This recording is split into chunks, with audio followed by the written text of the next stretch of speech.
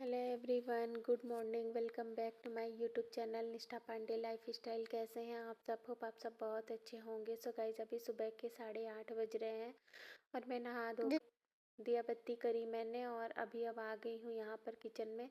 तो ब्रेकफास्ट बनाएंगे, लेकिन सबसे पहले दूध आ गया था तो इसे मैं गर्म होने के लिए रख दूँगी और अब करेंगे ब्रेकफास्ट बनाने की तैयारी। तो आज ब्रेकफास्ट में मैं बनाने वाली हूँ पराठा। तो आज से क्या, कई दिनों से ब्रेकफास्ट में ना सिर्फ पराठे ही बन रहे हैं। कभी मटर के पराठे, कभी ऐसे सारी सब्जियों को कट करके और मिक्स वेज पराठा, और कभी बथुआ साग का पराठा। ऐसे ही मतलब पराठे ही बस बन रहे हैं, क्योंकि पापा जी कोई सब्जी खाते नहीं हैं। मतलब कि फूल गोभी और ये बैगन वगैरह उनको नहीं खाना है। और आजकल सब्जियां भी यही आ रही हैं, सिर्फ बैगन, फूल गोभी, पत्ता गोभी। तो पत्ता गोभी खा सकते हैं, बहुत ज़्यादा क्वांटिटी में नहीं, थोड़ी मोड़ी क्वांटिटी में खा सकते हैं। तो बस थोड़ा बहुत कट करके मैं उसे आटे में सान लेती हूँ, और गाजर, शिमला मिर्च, यही सारी चीज़ें, प्याज वगैरह बना काट करके, और फिर मैं इसको आटे में लगा करके इसका पराठा बना देती हूँ। और यहाँ पर मुक्कू आ गई थी, तो फिर वो प्लेटफॉर्म पे बैठने की जिद कर रही थी, तो मैंने उसे प्लेटफॉर्म पे बैठा लिया था।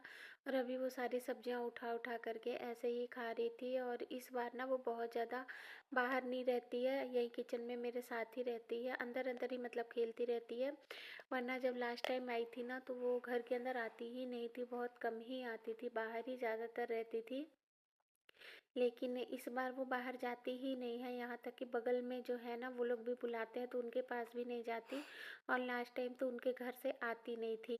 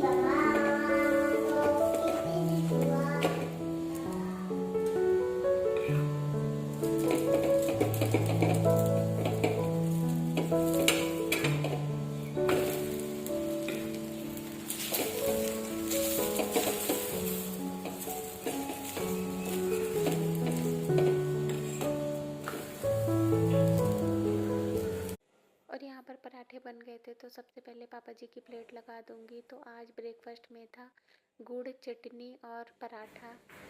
और अभी यहाँ पर सबका ब्रेकफास्ट वगैरह हो गया था, तो सबसे पहले किचन काउंटर को क्लीन कर लूँगी, उसके बाद फिर जो बर्तन है वो सब वॉश करूँगी।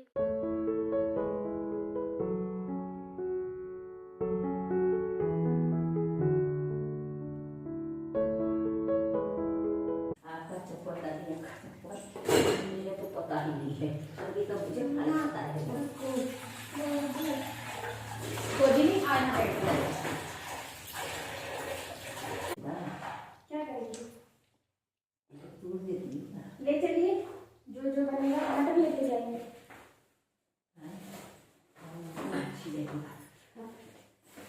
कटोरा को किसे चाहिए? और यहाँ पर अभी माई को मैंने साग और मटर वगैरह दे दिया था, वो छत पर जा रही थी, तो उन्होंने बोला कि मैं साग तोड़ूंगी, तो मैंने बोला मटर भी लेते जाइए, मैं भी आती हूँ चाय वाय लेकर के। तो फिर मैं भी साथ में मटर वगैरह छिलवा लूँगी, और वहीं धूप में बैठ करके हम लोग साग वगैरह भी तोड़ लेंगे। और यहाँ पर मुक्कू बाहर से एक पत्थर लेकर के आई थी, तो प्लेटफॉर्म पे बैठी थी ना, तो बाल्टी में उसने वो पत्थर डाल दिया था, प्लस उसने उस बाल्टी के पानी में हाथ भी डाल दिया था। तो फिर मुझे वापस से दूसरा पानी भरना पड़ा था उसे फेंक करके।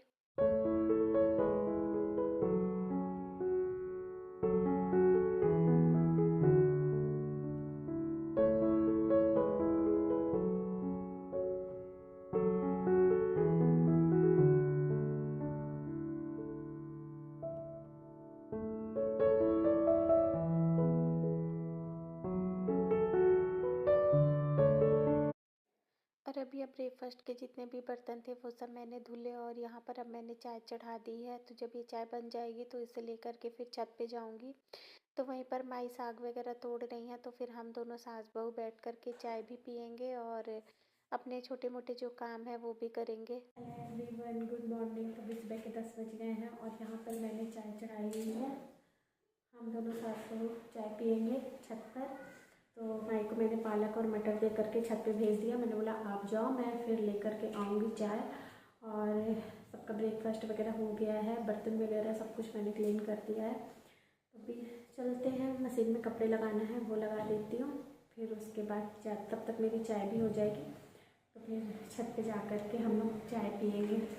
और अभी यहाँ पर भैया आ गए थे गढ़वा से और मुक्कू छत पर थी ना, तो फिर उसके चक्कर में वो भी छत पर ही जा कर के बैठ गए थे। और यहाँ पर मेरी चाय भी बन गई थी, तो मुझे लग रहा था कि भैया हटे तो फिर मैं माई के लिए चाय लेकर के जाऊँ, क्योंकि मैं तो नीचे भी पी लेती, लेकिन माई की चाय ठंडी हो जाती।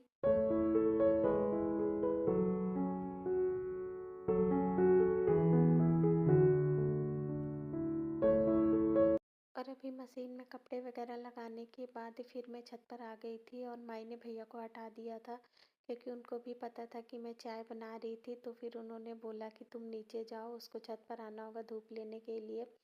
तो फिर भैया हट गए थे और मैं आई थी यहाँ पर। तो फिर हम लोग चाय भी पिए और साथ में हमने मटर वगैरह भी छीली और काफ़ी देर तक हम लोगों ने बातें भी करी थी। तो ऐसा होता है ना कि धूप में अगर एक बार बैठ जाओ ना, तो फिर उठ कर के नीचे जाने का मन नहीं करता है। लगता है थोड़ा देर और बैठो, थोड़ा देर और बैठो। तो इसी चक्कर में ना लेट भी हो गया था मुझे खाना बनाने में।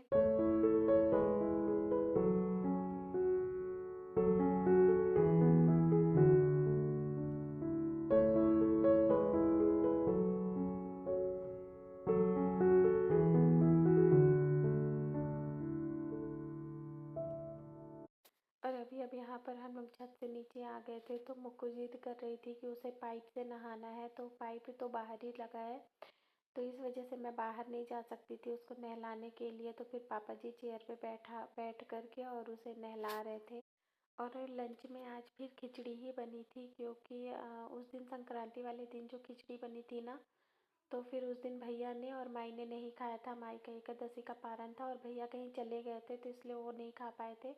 और चाचा जी का भी मन था खिचड़ी खाने का, तो फिर मैंने सोचा कि चलो बना देती हूँ, तो सब लोग खा लेंगे आज। तो खिचड़ी यहाँ पर बन चुकी थी और अब मैं यहाँ पर पापड़ फ्राई कर रही थी। और आज की जो खिचड़ी थी ना, तो ये तो संक्रांति वाले दिन से भी ज़्यादा टेस्टी बनी थी। और अभी अब मैंने सबको दे दिया था खाना खाने के लिए और भैया खाना खा रहे थे और माई वहीं पर बैठी हुई थी।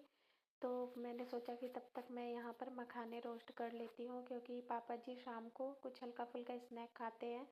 लेकिन जब तक उनके स्नैक का टाइम हो जाता है उसी टाइम मैं किचन से फ्री होकर के रेस्ट करने के लिए जाती हूँ, और वैसे ही उनका स्नैक का टाइम हो जाता है, तो फिर मैं दे नहीं पाती थी। तो अभी मैंने सोचा कि मैं मखाने रोस्ट करके रख देती हूँ, तो फिर माई वैसे भी निकाल करके दे दिया करेंगी अगर ये रोस्ट करके रखा रहेगा तो। अब यहाँ पर सबका लंच हो गया था और मैंने भी मखाने वगैरह रोस्ट कर लिए थे, तो माई को दे दिया था मैंने लंच करने के लिए और मैं भी अपना लंच लेकर के बैठ गई थी। तो आज की खिचड़ी तो सच में बहुत कमाल की बनी थी। और अब खाना खाने के बाद लग जाते हैं किचन की धुलाई करने में। तो सबसे पहले कुकटॉप वगैरह धो लूँगी और दोपहर के टाइम पे ना मैं पूरा स्लैब वगैरह अच्छे से धोती हूँ, यहाँ तक कि नीचे टाइल वगैरह भी अच्छे से धो लेती हूँ, क्योंकि फिर दिन के टाइम पे ऐसा होता है ना कि फिर जल्दी सूख जाता है और रात के टाइम पे फिर वो सूखने में टाइम लगता है। और रात के टाइम पे मुझे थोड़ा आलस भी ज़्यादा आता है ना, तो इस वजह से मैं बस नॉर्मल झाड़ू पोछा ही कर देती हूँ और दिन के टाइम पे तो मैं अच्छे से प्रॉपर इसको धोती हूँ पूरे किचन को।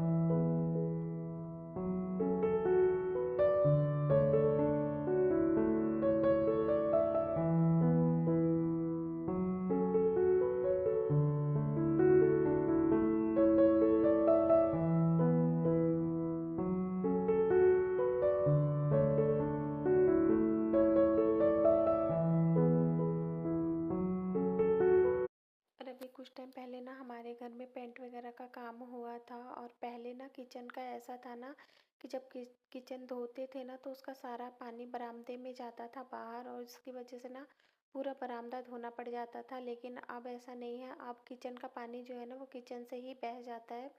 तो ये एक अच्छी चीज़ हो गई है जिसकी वजह से मैं डेली किचन धो पाती हूँ। किचन का सारा पानी किचन से ही बह जाता है, वो बाहर हॉल की तरफ में नहीं जाता है।